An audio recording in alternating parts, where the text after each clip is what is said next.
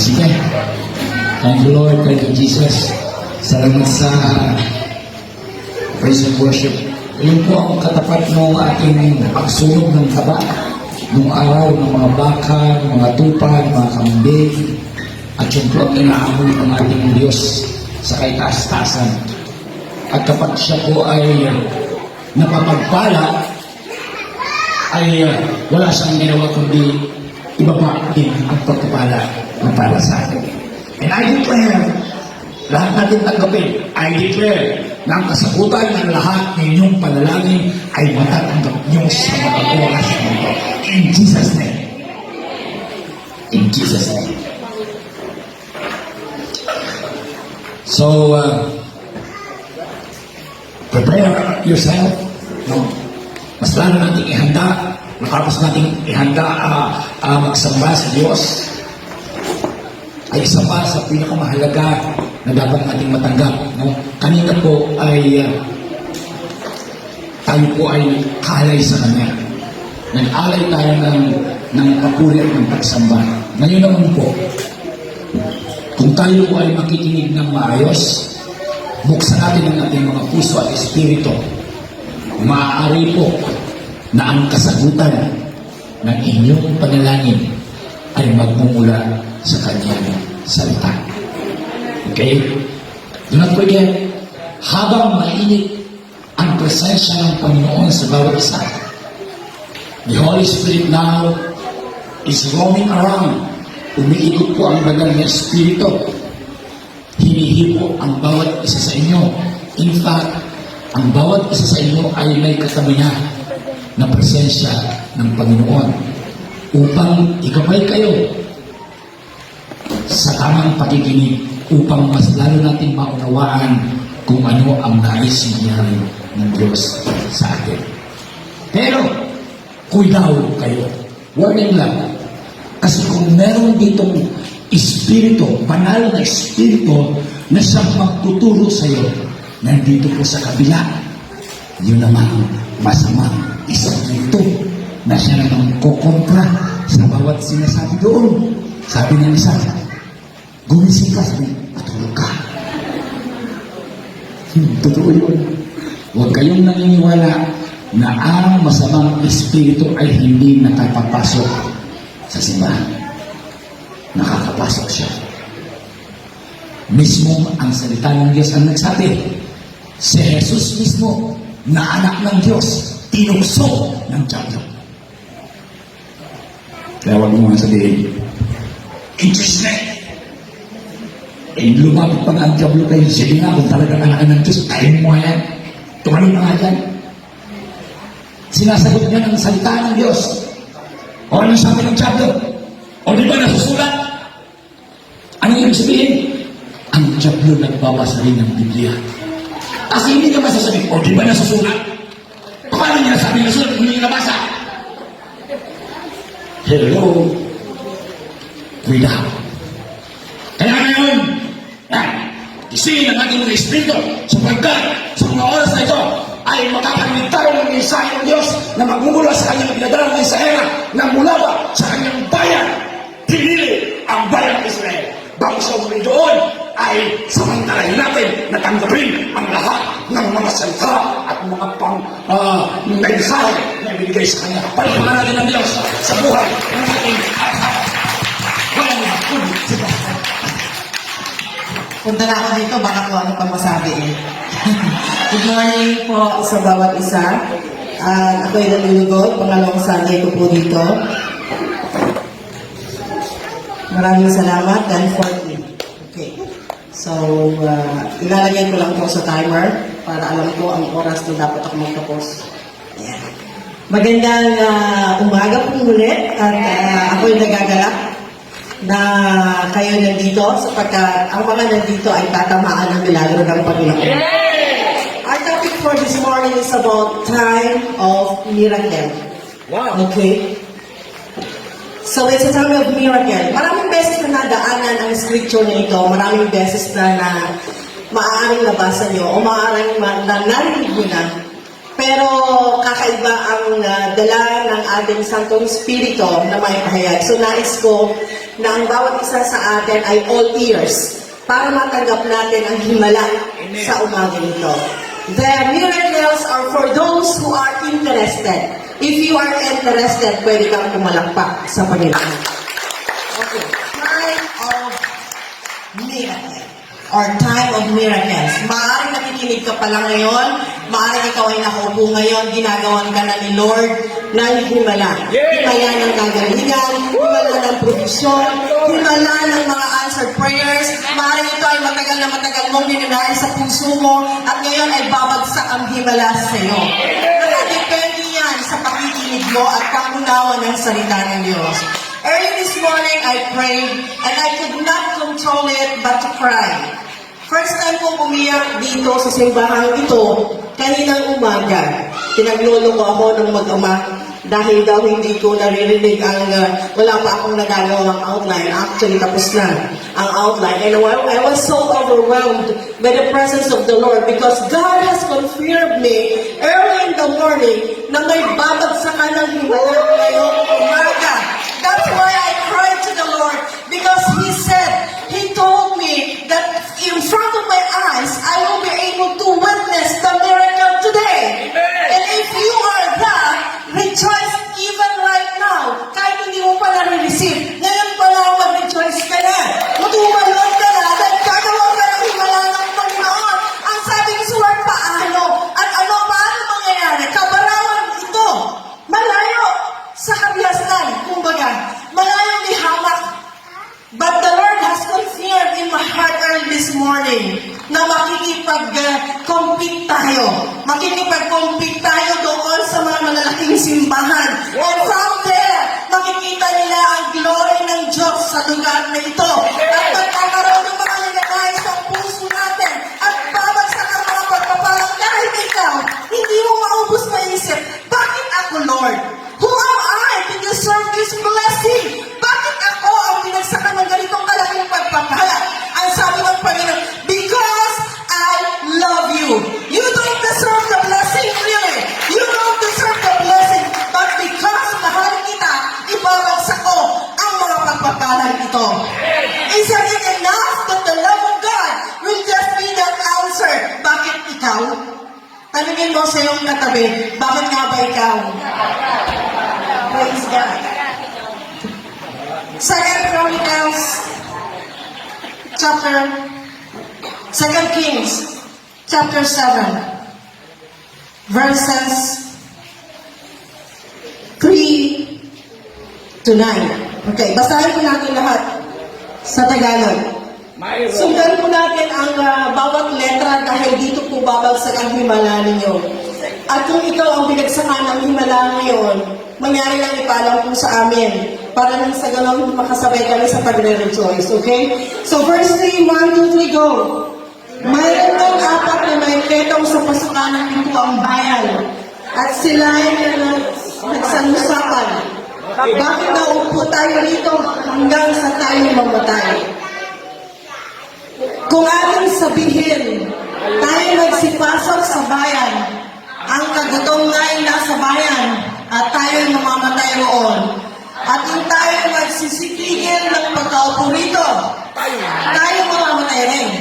Ngayon nga ay halina, at tayo lumapit sa upo ng mga taga-Syria. Kung tayo iligtas nilang buhay, tayo mabubuhay. At kung tayo patayin nila, mamamatay lamang tayo. At sila ay nagsitindig, pagtatakipsin upang magsiparoon sa kampamento ng mga taga-Syria. At nang sila ay magsidating sa pinakamalapit na bahagi ng kampamento ng mga taga-Syria, narito, walang tao roon. Sapagkat ipinarinig ng Panginoon sa hukbo ng mga taga-Syria ang hugong ng mga karot at ang huni ng mga kabayo. Sa mga tuwid bagay ang hugong ng malaking hukbo at sila ay nagsangas-usapan. Narito, inupahan ang hari ng Israel laban sa atin ang mga hari ng mga Heteo at ang mga hari ng mga taga-Ehipto upang magsigaluhong sa atin. Verse 7. Kaya't sila ay nagsitindig at nagsitaka sa pagtatakip silim at iniwan ang kanilang mga tolda at ang kanilang mga kabayo at ang kanilang mga asno at ang buong kampamento na gaya ng dati at nagsitakas dahil sa kanilang buhay. At nang ang may ketong na ito ay magsigating sa pinakamalapit na bahagi ng kampamento, sila ay nagsipasok sa isang tolda at nagsikain at nagsiinom at nagsipagdalaw laruan ng pilak at ng ginto at ng bisan at nagsiayon at itinago. At sila ay bumalik at pumasok sa ibang tolda at naglalarin mula roon at nagsiliaon at itinago. And verse 9, nang magkagayoy ng sangusapan sila, hindi mabuti ang ginagawa natin. Ang araw na ito ay araw ng mabubuting balita. At tayo tumatahimik kung tayo nagsipaghintay hanggang sa pagliliwayway sa kinaumagahan. Parusa ang aabot sa atin. Ngayon nga halina't tayo nagsigaon at ating saysayin sa sangbahayan ng hari. Father, we thank you so much for your word, and we just give you praise and glory. Thank you for the manifested miracles this very morning. In Jesus' name. Amen. Amen and amen. 5 bagay. Importante po sa akin ang 5 ngayong umaga. At hayaan nyo sa bawat gagawin natin step by step ay matanggap natin ang himala ng Panginoon. 5 bagay. Number 1, decision time. Yung 4 na pitongin na yon ay nagdesisyon. Dahil ang kwento po doon, ang sabi po nila, kung tayo mag-i-stay lang dito, dahil ang mga leprosy, o may mga leprosy, may mga ketong noong panahon, pahingi ng electric fan, ang init. Yung mga may ketong po noong panahon, ay salamat. Praise God. Ay sinasegregate. May sarili silang puntahan o may sarili silang lugar at bawal na bawal sa kanyang lumabas sa lugar dahil pag nakita sila ng mga tao, sila ay papatayin hanggang sa mamatay. So may kaparusahan yun. Ang sabi ng mga katawin nito, kung tayo mag-aantay at mauupo lang dito, mamamatay tayo. Kung tayo lalabas at pupunta doon sa lugar ng sinasakop ng Syria, nandoon ang tagutom at maaari din tayong mamatay. Pero, posible tayong gawing bihag at mabuhay. So, may choice. Number 1, para makamit natin ang milagro ng Panginoon, kailangan natin magdesisyon. Sabi mo sa iyong katabi, magdesisyon ka. Desisyon ka. Sa pag-isip pa lang natin sa umaga, gumagawa na tayo ng desisyon. Kung ikaw ay iinom ng turmeric tea o ikaw ay iinom ng kape. Sabi kanina ni Wilma, dinidiktahin ako kung nalilito ako sa kanila ni Maris. So palagi hindi may taga-dikta. Si Wilma ba to sa Maris? So, letter M, Maris kapatid ni Marcel. So, yun na lang ang association. So, sabi niya, 4 na araw na daw siyang walang kape. Dinesisyonan niya yun. When you wake up in the morning, you have to decide. When you go to the church, you have to decide. Gabi pala, nakadesisyon ka na magsisimba ka ba o hindi. Magda-diet ka ba o bukas na lang? Di, bukas na lang. Masarap kumain ngayon. Ikaw ba ay gagawa, kikilos o hindi na lang? So, ang buhay natin ay punong-puno ng desisyon. Sino mo mga katabi ang asawa? Sige nga, taas ang kamay ng mga may asawa na katabi ngayon. O tingnan mo yung asawa mo ngayon. Nagsisisi ka ba na nagdesisyon ka na yan ang maging asawa mo?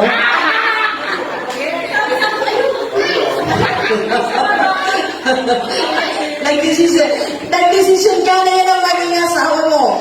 Noong nga isang araw kami nag-uusap at ini-interview kami ng anak ko. Sabi ng babae, ng bunso, mami, nagsisisi ka ba na si Daddy ang naging asawa mo? Of course not. Dahil kung babalikan at babalik pa rin ang panahon at bibigyan ako ng pagpipili, si Daddy niyo pa rin ang gusto kong maging asawa dahil kayo ang gusto kong maging mga anak. Kahit si Richard Gutierrez. At kahit si Katapal ni Sharon Cuneta. Hindi niya alam ang paborito mga ato. Ang sabi po doon sa isang istorya, may mga magkakapatid na magkakaibigan sila, magkapatid na sila at magkakaibigan. Ngayon, nagkakaproblema na sila dahil yung mga bagay na sila nakakalimutan. Ang sabi ng isa, pagising ko sa umaga, hindi ko alam kung ako ay babangon o babalik sa higaan. Nakakalimutan ko kung anong gagawin ko. Babangon ba ako o malihiga ulit ako? Sabi naman ng isang kapatid, ng kaibigan na nga yung tatlo, sabi niya, ako rin, pag umaakit ako ng hagdan, alam mo, hindi ko alam kung tataas ba talaga ako o bababa. Nakakalimutan ko, nandun ako sa hagdan. Aakit ba talaga ako o bababa ako? Pagka ikaw ay nagkakaedad, may mga pangyayari nakakalimutan. At isang bagay lang hindi nakakalimutan, lalo ng mga babae, pagdating sa pera, di ba? Makalimutan ang lahat, pero ang pera, tanda mo kung magkano yan, sino ang kumupin dyan. Yung lola namin, 90 years old na, 91 yata si lola. Pero hindi mo maano yun pagdating sa pera. Makalimutan ang mga pangalan ng mga apo, pero ang pera niya, tanda niya kung saan nakasiksik, saan nakatago. Okay, so, yung pangatlo, sabi niya, ay nako, mga ating, talagang hindi ng problema na buti na lang talaga. Hindi nangyayari pa sa akin yan. At sabi niya, nakamood. Ibig sabihin, sana naman, hindi mangyari. Tapos bigla-bigla sabi, uy mga ating, pwede ba makibuksan niyo ang pinto at may kumatok? Salamat sa nakasunod sa story. Yung pala, yung bunso, gano'n na din, may Alzheimer's, hindi niya alam, siya pala yung kumatok. Nakalimutan niya, siya pala ang mas malala pa, kakatok niya lang, nakalimutan niya, siya pala kumatok. Ginawabuksan. Okay, ang sabi po dito, why are we sitting here until we die? Yan ang sabi ng apat na katongin. Bakit nga ba tayo nauupo dito hanggang sa mamatay? Sa mga taong nila, walang ginagawa, nag-aantay na lang, doing nothing. Sabi ng iba, ang hirap kayong walang ginagawa, di ba? Trabaho din yun. Walang kang ginagawa, trabaho din daw yun. Nakaupo, doing nothing. Ang choices doon, sit, then die. Pangalawa, enter the city, pumasok doon sa city, sa syudad, na kung saan nandoon ang famine, ang tagutom. Pagpasok doon, pwede rin pamatay. Pero may another option, sinabi ko kanina, posible gawing bihag at mabuhay. May tsansa, may kaunting tsansa. May nasisilip na tsansa. Dumating ka na ba sa point mo na gusto mo nang sumuko? Kasi ang desisyon talaga nila sa verse 4, they wanted to surrender. Decidido na sila, sukong-suko na sila. Gutom na sila. Sukong-suko na sa buhay. Dumating ka na ba sa point na nanalangin ka ng kagalingan and dyan walang kasagutan na dumarating? At yun pa rin ang nararamdaman mo? At sabi mo, parang hindi ako inirinig ng Panginoon. Dumating ka na ba sa point na halos dugo na ang iluha mo at parang hindi ka pa rin inirinig ng Panginoon? Sukong-suko ka na. Katulad ng mga apat na katongin nito, ang sabi nga, there is the only option to surrender. But in surrendering, we might be able to live. Tandaan nyo, assumption lang yun nila. Sinugal nila ang buhay nila. Kung mauupo sila doon na walang ginagawa, mamamatay sigurado. Pero kung lalabas sila, may konting pag-asa. Nasa punto ka naman ng buhay mo na konting-konting na lang natitira ng pag-asa. I am here this very morning and telling you the truth. Yung konting pag-asa na yan ay pinapalaki ng Panginoon at sinisigurado sa iyo talagang may pag-asa. Praise God. So, number 1, decision time. Number 2, action time. Kailangan may gawin ka. Sabi mo sa iyong katabi, kailangan may gawin ka. Sabi kanina na nag-exhort sa offering, nag-exhort doon sa communion, nag-exhort kanina si Brother Bong tungkol doon sa life ni Jesus, sa wine, lahat yun. May ginagawa. Ang pinagpapala ng Panginoon, take action. You have to do something. Kailangan mo magbigay para ikaw ay bigyan. And I'm being impressed by the Lord. I am going to give away 500 pesos mamaya. Kaya ako pinabarangay yung aking pera. And I might release the $20 later. I just don't know kung kanino pupunta yun. Nung nakaraan, may $1, may $5, may $10, di ba? At yung $10 ay nabaliktad, pero malay mo, ito ngayon, $20. Hindi natin alam kung ano living. Just listen. I am listening to the instruction of the Lord also. So, action time, verse 5. Ang sabi po doon, they rose at twilight, magtatakdagit hapon, takip silim, paglubog ng araw. So, bago mag-umaga, yung palubog na ang araw, kumilos na sila. Minsan sabi natin, bukas na lang. Nakakapagod, magpapahinga na ako ngayon, bukas na lang. We always say, bukas na lang. Pero tandaan mo, yung iba na ako pala, hindi bukas ngayon. Ngayon, hapon, ngayon, bago magdilim o bago, pagkatapos na mawala ang liwanag sa paggabi, akala mo wala ng pag-asa, pero yung pag-asa binibigay sa ng Lord, all you have to do is to do something. Lumabas ka sa comfort zone mo. Okay? So yung 4 na lepers, ang sabi mo doon, nag-usap-usap sila. Ang lalim ng Tagalog, ano, ang nag-usapan, gano'n.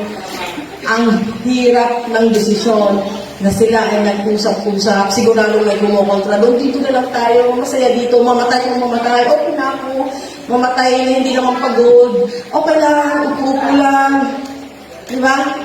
Pero nag-insist hanggang sa na-brainwash, nag-brainstorming sila, hanggang sa nag-decision sila, sige, lalabas tayo. Nagkaisa. Pagka ang mag-asawa ay nagkaisa, may power yun. Amen. Pagka ang simbahan nagkaisa, may kapangyarihan yun. Amen. Kapag ka ang sino man na nag-uusap, nagkaisa, nagdesisyon, may himala doon. Kaya kailangan natin magkaisa.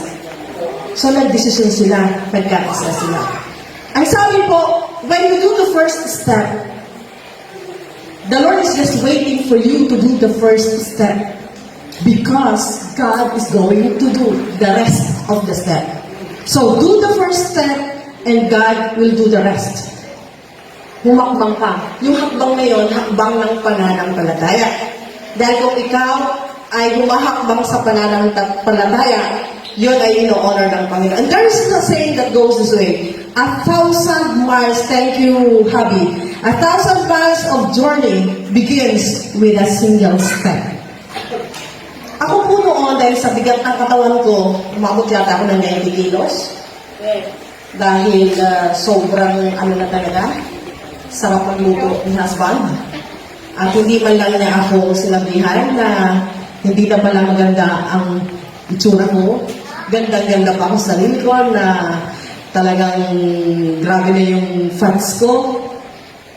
Hanggang nalaman ko na hindi na talaga, hirap-hirap na akong humiyan. At yung maglakad lang ako ng siguro mula dito hanggang dyan sa may sakayan ng boat, hinihingan na po ako niya. Hirap sa akin. But I decided, total naman maluwag ang aking umaga o kahit yung gabi, nag-umpisa akong mag-jogging. Ang 500 meters o half kilometer, halos mamatay na ako. Yung kasama ko, sabi niya, ate, hindi ko na makisama sa'yo. Sabi ko, bakit? Yung hingal mo sa tuwing jogging, para mamamatay ka na. Naku, nakakatakot ka, ate. Ayoko na talaga. So, naghiwalay kami. Marami kami sa grupo. Lahat sumuko na. Nanatili ako. Magja-jogging ako kahit ako'y mag-isa na. At ang pinakamalayo na jogging ko, 7 kilometers. Jogging yun, walang pahinga. Umpisa, parang hindi ko kaya. Hanggang nakayanan ko yan.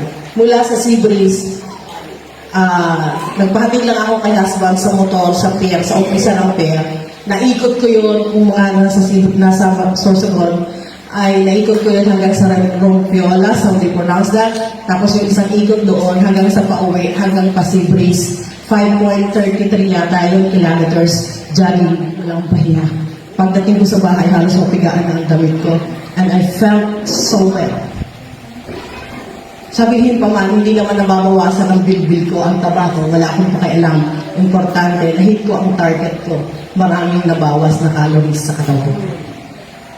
And I'm not doing this para sa iba. Ginagawa ko to for myself. Kasi ako ang hinihingal, hindi makahinga. Ako ang nahihirapan. At ang taas ng BP ko, nag 180 over 110 ako.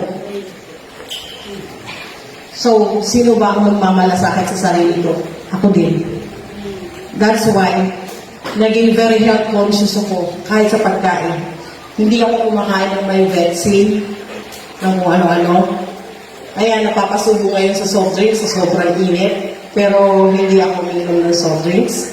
May tinatawag lang po akong cheat day. Yun sa isang linggo, may araw na kahit anong gusto kong kainin, pwede. Pero the rest of the day, dinidisiplina ko ang sarili ko. So, nasa sayo ang pag-action. Sabihin mo sa sarili mo, sabihin mo sa katabi mo, nasa sayo ang pag-action. Ang apat na katawan na ito nagdesisyon at umaksyon sa desisyon nila. Minsan, nagdidesisyon tayo. Decided na tayo, bukas na lang ako mag-diet. Kinabukasan, bukas na lang ng bukas, walang nangyari. Diba? Bukas ng bukas. Bukas na lang ako magbibigay pag marami na akong pera. Bukas ng bukas mo, hindi na kailangan ng simbahan ang pagbibigay mo dahil marami ng pera ang church. Pakisiko na katabi. Dalawa. Okay.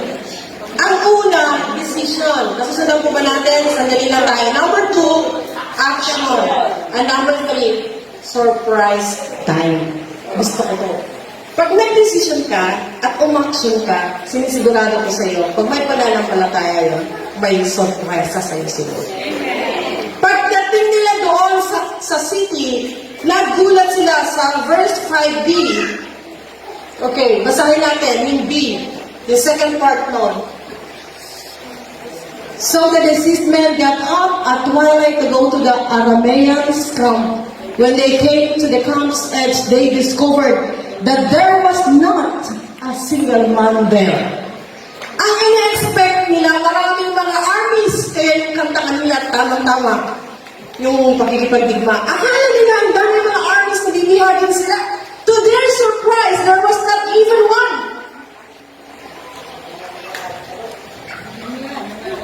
Maaaring ang inaasahan nila lang kung negative na mangyayari sa inyo. Lugi ang negosyo, wala na naman, ano ba tawag sila? Restart na naman kita, wala na lang kita binsido, pero minalaman amo, utang bayad, utang bayad. O yung mga hindi nagbabayad ng utang sa pintahan ni ano, bayad na po, ha? Nananawagan ako, umain ako kanina ng suma at pinaklarahan ko, minunong kape, lahat ng magbabayad na, wala na mga utang. Hindi na sila kumilito. Galit na sila sa akin. So, no one was there. Yung hakbang ng apat na katongin na to ay hakbang ng milagro. Pag ikay nag-desisyon, nag-take action, ang sorpresa ay papunta sa iyo na ang blessing unexpected. Dahil unexpected, may tao doon na pwedeng bihagin sila, pero walang matao-tao. Bakit po nangyari yun? Dahil yung ordinary steps, nag-intervene si Lord. Yung yabat ng apat na kitokan na to, sa pandinig ng mga Syrians, yun ay noise of chariots. Are you hearing me? Maaaring maliit ang yabag dahil hinang-hina na sila. Maaaring ito ay mahinang-mahina. Pero kapag ka si Lord nag-intervene, yung mahina mo malakas sa kaaway. Yes. Amen. Nagkakaris natin yan? Yung naglulupay-pay mong katawan na parang sukong-sukuna, pag nag-intervene si Lord, ang interpretation ng kaaway noon ay napakalakas. Okay? So, noise of chariots, noise of horses, noise of great army.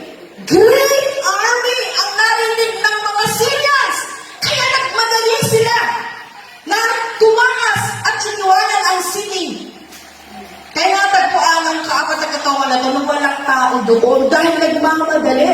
Ang akala nila, ang hari ng Israel ay nakipagtunay sa mga Hittites, sa mga Egyptians, para kapiin ang mga Syrians.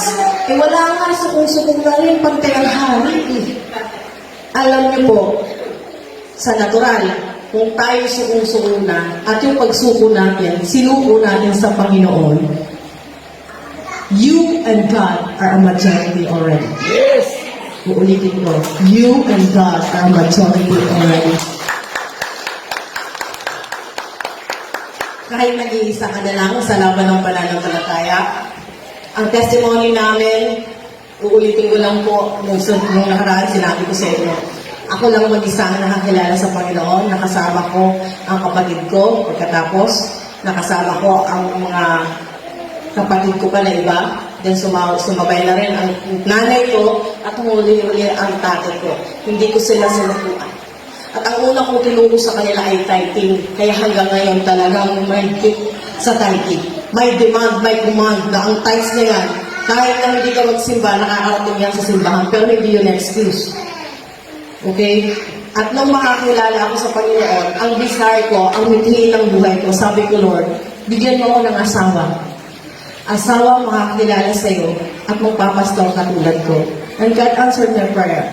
So, naikwento ko sa inyo ang history kung bakit, kung paano nangyari na na-born again ang family nila. It's through my husband. At hindi ako nag-witness sa kanya, hindi ko siya dinala sa Panginoon. Siya mismo kinausap ng Panginoon. Napakaganda ng kanyang testimony. Then, ang sinasakyan dati noon, ang bus sa Bagong Silang going to SSS? Quezon City ay Pasville. Ang sinasakyan niya ay Pasville Liners. At doon mismo may mga scriptures. Ang scripture na basa niya, Psalm 37 verse 4. Ano sabi sa Psalm 37 verse 4? Delight yourself in the sight of the Lord, and He shall give you the desires of your heart. Nabasa niya yun. Then ang sumunod na step na noon, narinig niya, dati naman yung naririnig yung kanta ng aming song leader, dapat north, south, east, west, at ang nagigitara yung kapatid ko, pa north, south, east, west, wala na rin ako pakialam dahil hindi ko na rin kayang gampanan yun. So okay lang yung praise and worship namin kahit na talagang namang sabog talaga. So biglang isang araw, sumakit sa tenga niya. Samantalang lagi niya yung naririnig every Sunday. Pero tingnan yung ginawa ng Lord. Nag-umpisa doon sa Pasville Liner, maaaring araw-araw niya rin nakikita yon, but one day, tandaan natin sa buhay natin, darating yung isang araw talaga. May isang araw na susurpresahin ka ng blessing. Naiintindihan mo ba natin? At pagkatapos po roon, sabi niya, plansya mo rin ako ng damit. Dahil mula sa araw na ito, ako na ang magiging gitarista dyan sa simbahan ninyo. At hindi lang siya naging gitarista. Kita nyo naman, pastor na ninyo ng Kabarawan. Ayaw nila. Wala silang imik. Bahala kayo. No comment. Hindi nabenta yung kwento. Okay. Andito ba kayo? So, naumpisa natin. Ano yung umpisa? Decision time. Number 2, action time. And number 3, surprise time. Dinadeklara ko sa umaga nito ang lahat ng desisyon, ang lahat ng umaksyon, magkakaroon ng surprise time. Panahon na sa surpresa ka ng Panginoon. Praise God. Thank you, Lord. Thank you, Jesus. Kunting-kunti na lang yung pag-asa mo, lalakihan yan yung Panginoon. Kunting-kunti na lang ang pag-asa mo, susukuan mo na ang asawa mo yung lasenggo, babaero at lahat na ng pangit na ugali. Kunting-kunti na lang ang nakikita mo. Sabi ko noon, yung pinuputsa ako ng mga gunsari ko, kunting-kunti rin ang pag-asa ko nang nakikita sa kanila. Paano kung mag-born again? Eh, araw-araw akong pinuputsa sa tuwing nag-praise and worship ako. Hallelujah! Praise the Lord! Yung mga ganun, tawa-tawa pa sila na parang iniiyak ko lang talaga sa Lord. Tingnan mo, you have seen, Brother Aaron, kung paano mag-worship with ngayon. Diba?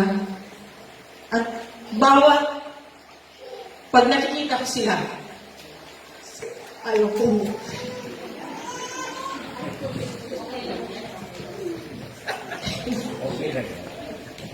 I-off mo ang camera.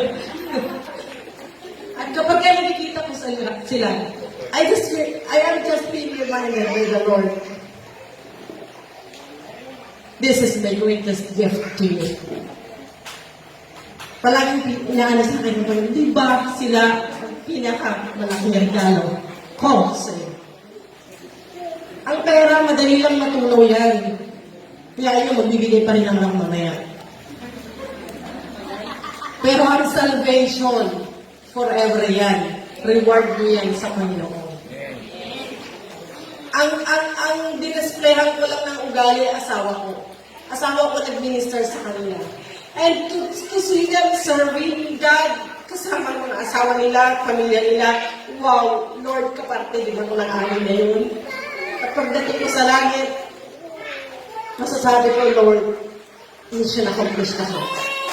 Dahil in my family, makita ko yun. Kung ang bawat isa sa atin, ang heart's desire natin, pamilya ng asawa natin, i-minister natin, buo ito, kulang pa itong space na ito. Trabahuin natin yun, sigurado. Makakadiretso tayo. Okay? Silang number 55. Sa attendance, walang nag-attendance.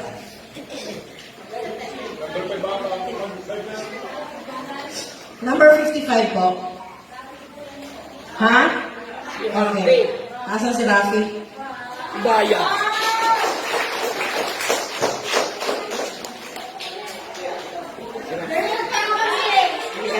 O, di ba kinakapin mo ako? O, di ba nagtanong siya ng maaga sa akin? Picture ha? Picture niyo naman kami. O, yan. Picture na dito. Akit ka. Hindi ko nabibigay sa'yo. Yan.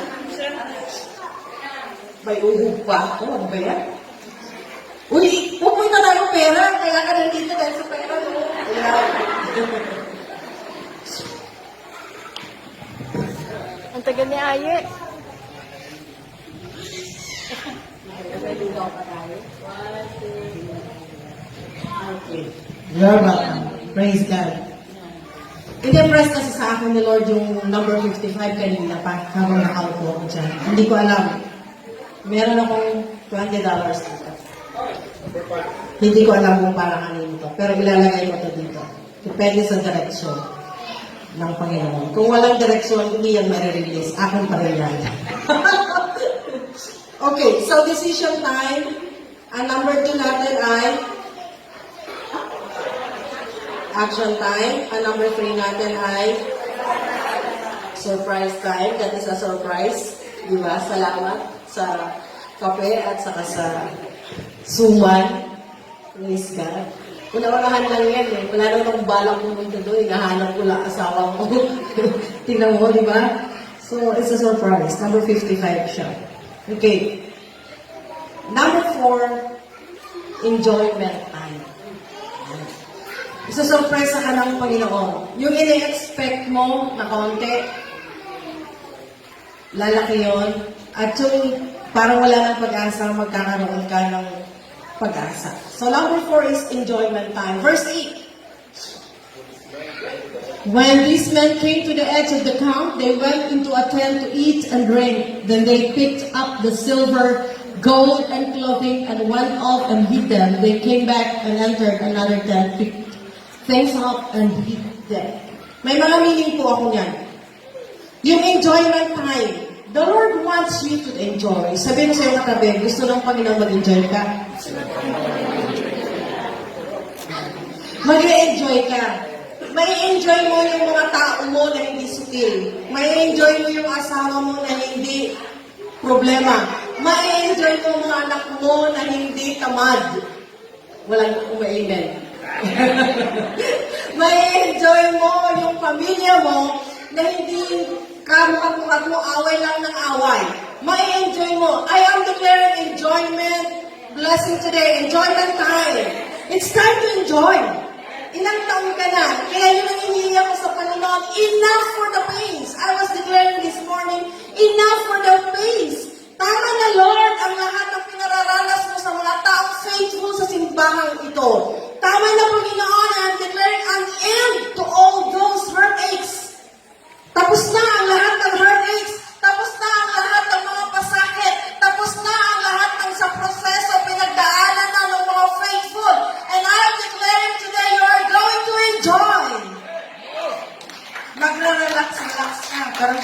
yung red horse at pag-relax. Kundi mag-enjoy ka, mag-relax ka kasama ang Panginoon. Praise God.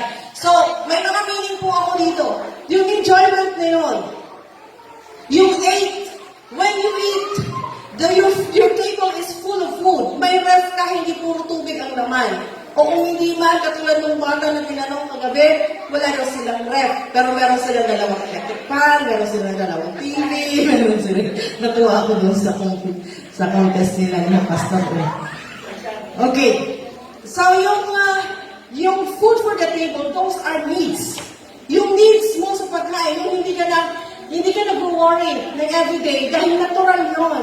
And coming representing Israel, hindi man ako Israeli, sa book lang, ay sinasabi ko po sa inyo, ang mga Israeli, natural sa kanila ang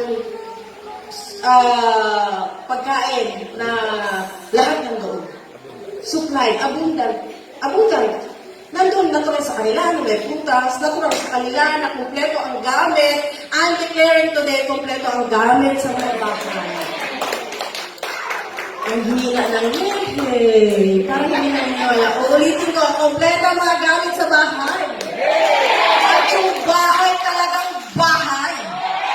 Na masasabi mong bahay na masarap uwian. Yan, yung mga nakahiga lang sa sahig, hindi na kayo sa sahig mahihiga. Hindi lang balig, kundi komportable. Hindi lang basta electric fan, kundi may aircon. Hindi lang basta pambayad sa kung ano, kundi aircon na may pambayad ka sa kuryente. Diba? So, yun ang buhay. At masasabi mo, pag ikay nakatira sa Israel, maa-appreciate mo talaga, this is the chosen land of the Lord. Ang mga pagkain doon ng lalaki, ay lalaki ng tinapay. Kaya pag tuwing kumakain ako ng tinapay, how I wish, sabi ko, nandito ang aking pangalawang anak, na super talaga pagdating sa tinapay. Sa tuwing kumakain ako, palagi ko siyang naaalala pagdating sa tinapay. Ang grapes po doon ay kamatis natin dito. Ubas. Ganun siya. Paano yung kamatis doon? Ang kamatis doon, avocado na kalaki. Ang kalabasa doon, isang barangay na ang makakakain. Ang kalabasa, ganun kalaki.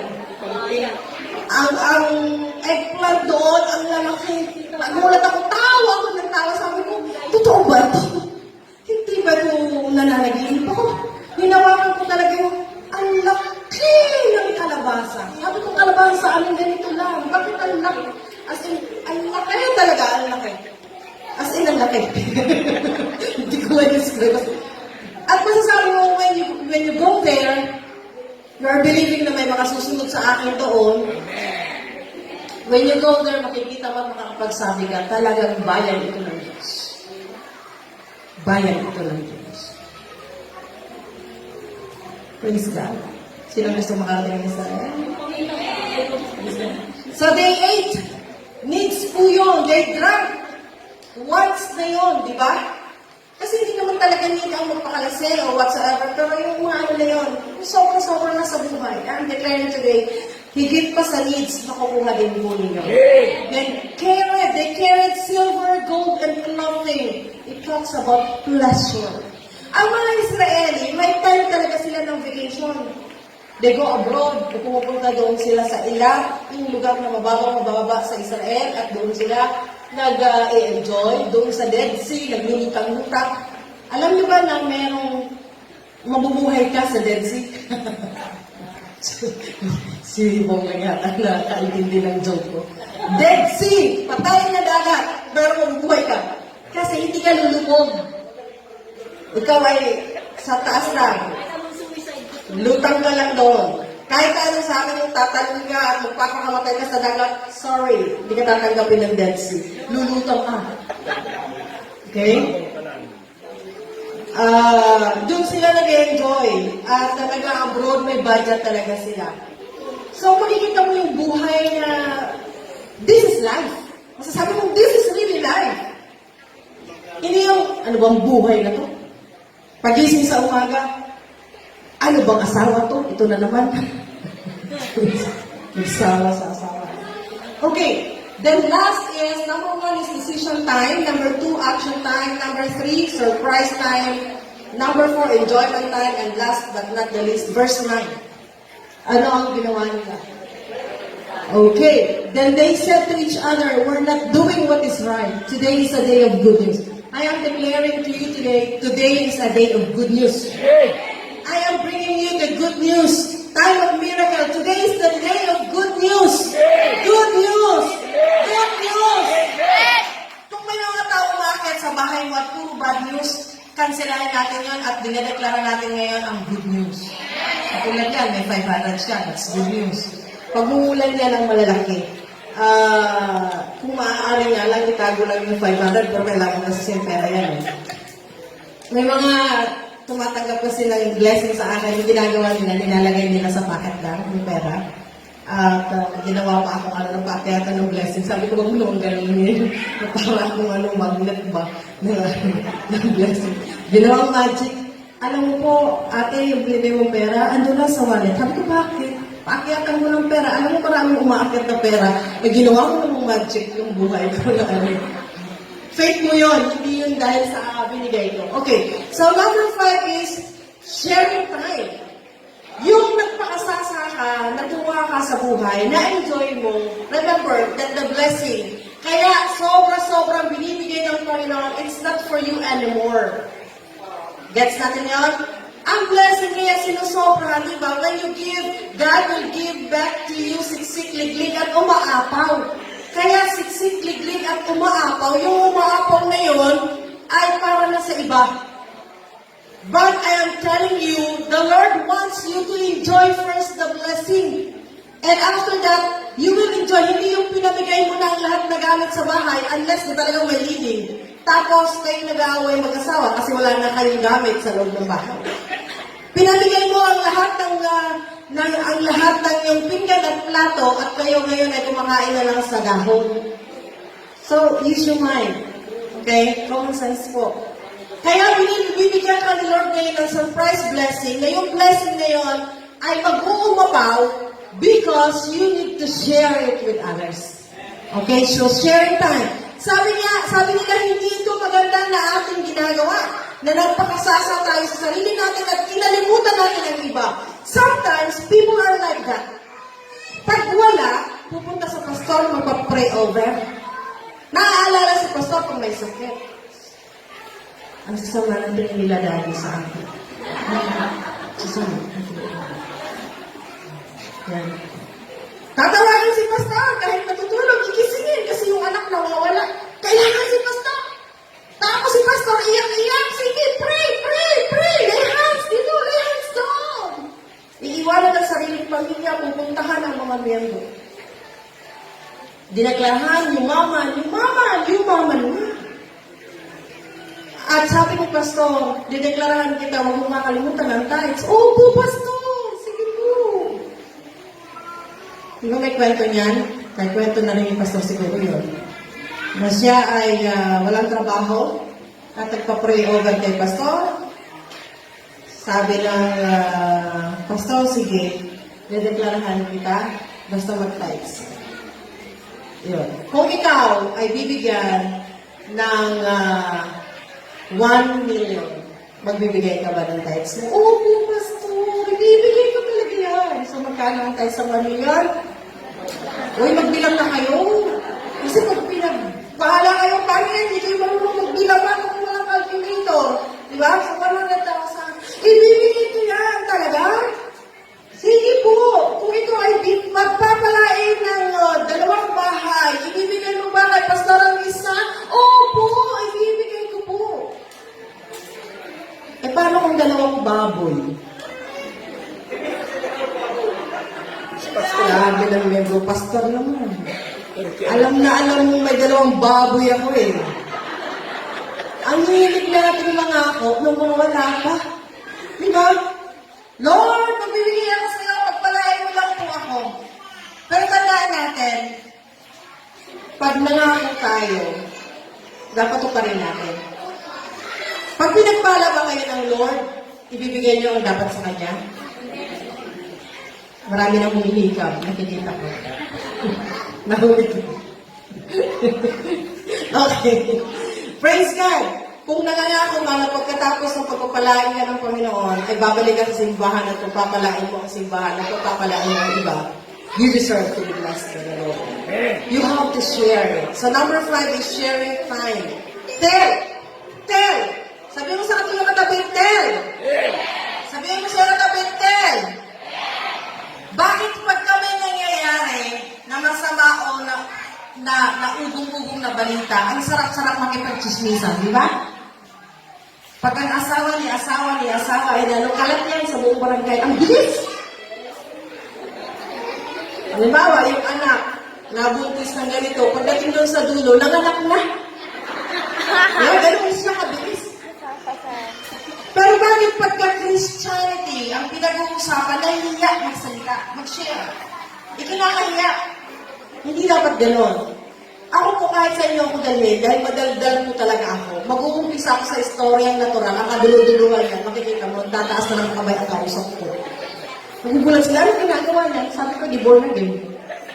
Problema niya, tumabi siya sa akin. Dahil ang prayer ko, ang bawat ididikit sa akin ng Lord, hindi niya tatanggalin sa akin na hindi mag-born again. Kahit ngayong mga Israeli kong kasama, sa pag-exercise, nagtatanong na sila about Jesus. Dahil ang prayer ko, Panginoon, kahit hindi nila tinatanggap ikaw sa buhay nila, magkaka-interest sila because of what you're doing to me. At tinatanong na nila ngayon ang gawain. Alam niyo kung ano ang edad ng mga kasama ko? 70, 80. Lalakas, nasa gym. Mahiyaya naman tayo. 20, 30, tulog-tulog lang. Na? Ang lalakas ng person gym. Long life ang gusto mo, pagtrabahuan yan. Okay, then verse 13. Dito na, tatapusin na natin ito. But one of his servants responded, please take 5 of the horses that are left in the city are like the whole multitude of Israelites who will die, so let's send them and see. The power of 5. 5 horses. Several men, uutusan, para yung 5 horses na yon, i-check kung talaga ng mga Syrians, wala na. Kasi nagtataka sila, bakit wala? So, inutusan yung mga tao, gamitin ang 5 horses, chariots na balik, para isik, hanapin. Ang mga Syrians, nasaan sila? Alam niyo ba, sa daan, nagkalat ang mga damit, nagkalat ang mga gamit, at ang ginawa nitong mga horses na may mga tao, namulot sila.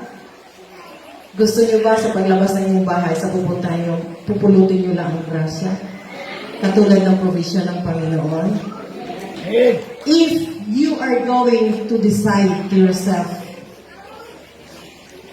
because you believe in the miracle of God, of the Lord, if you are going to have an action, if you are going to believe the surprise blessing of the Lord and to enjoy it, then to share it, tandaan mo, magpupulot ka lang ng mga plunders ng Panginoon.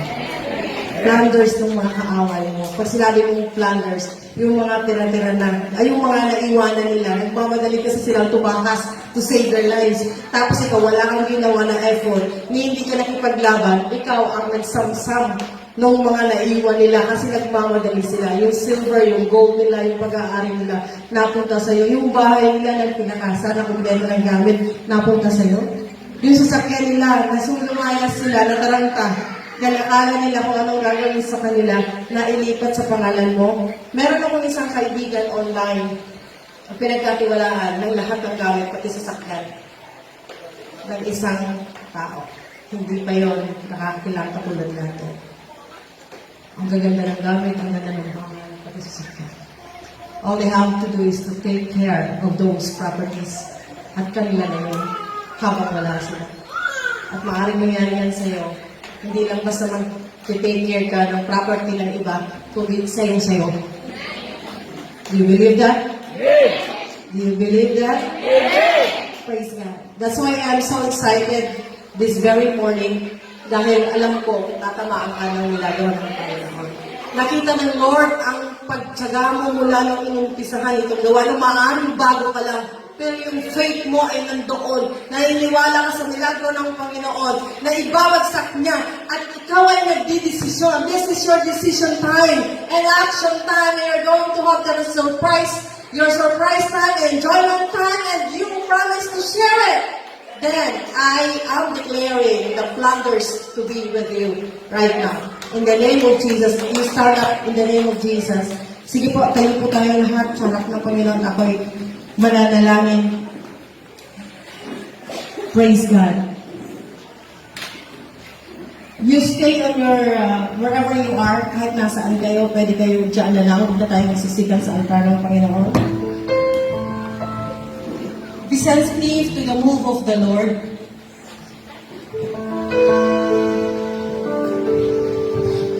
Seek Him. Just ask Him this very moment. Kung gusto mong lumuhod, kung nasaan ka man, pwede mong gawin yan. Kung gusto mong itaas ang iyong mga kamay, pwede mong gawin yan.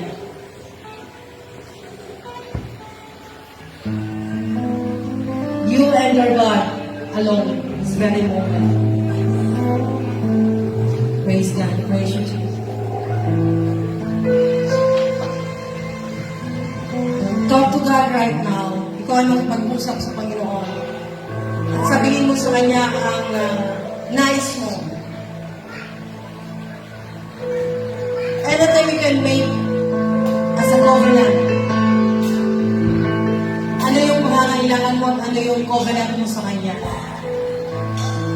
The Lord only wants to hear your voice. And He is very much willing to give you what you need.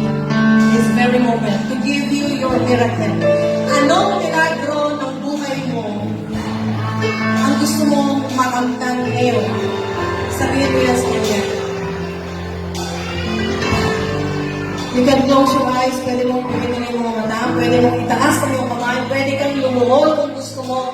You are very free to do that. Talk to God. Makipag-usap ka sa Kanya. Sabihin mo sa Kanya, anong milagro ang kailangan mo ngayon? Kung ito ay pera, magkano pera? Kung ito ay kagalingan, anong sakit ang kailangan mo malagpasan ngayon? Hallelujah. Thank you, Lord. Thank you, Jesus. Ito ay kontrata na kailangan mo na magkaroon ng agreement.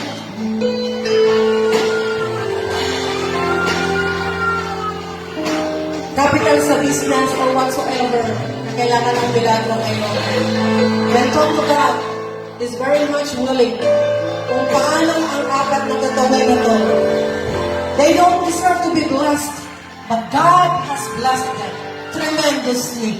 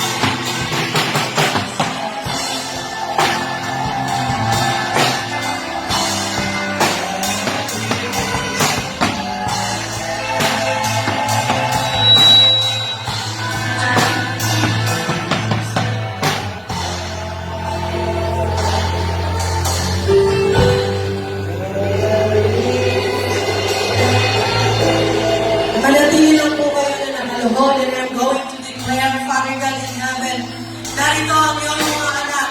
Lahat kami ay lumuluhod sa inyong harapan.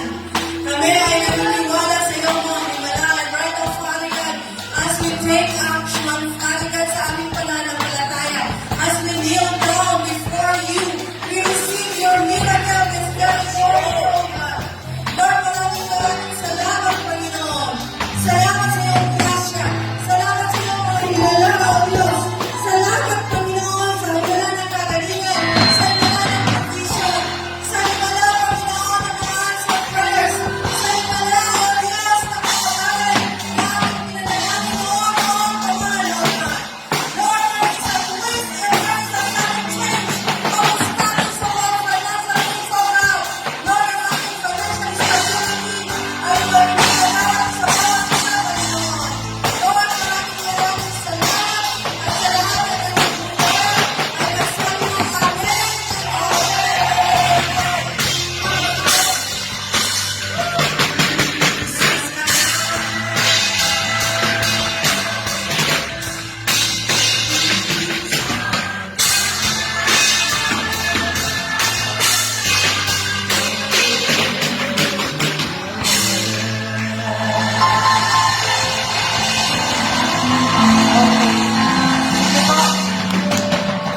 Nandito si Morris? Nandito ba si Morris? Siya ang asawa? Okay, hindi ka.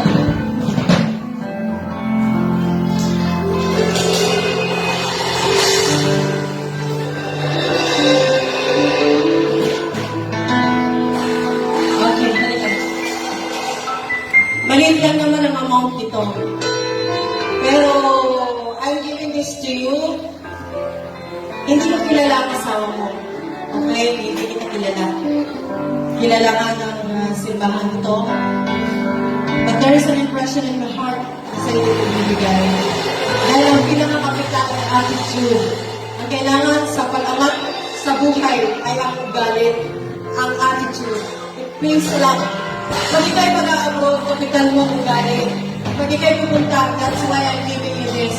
Makikilala kayo, ang hanap buhay mo, international. Okay, brothers, Maria. Oo, heart is heart. Mangyayari yan sa inyo. Dahil meron kayong kapital, natutuwa ang Panginoon sa ulan. Congratulations.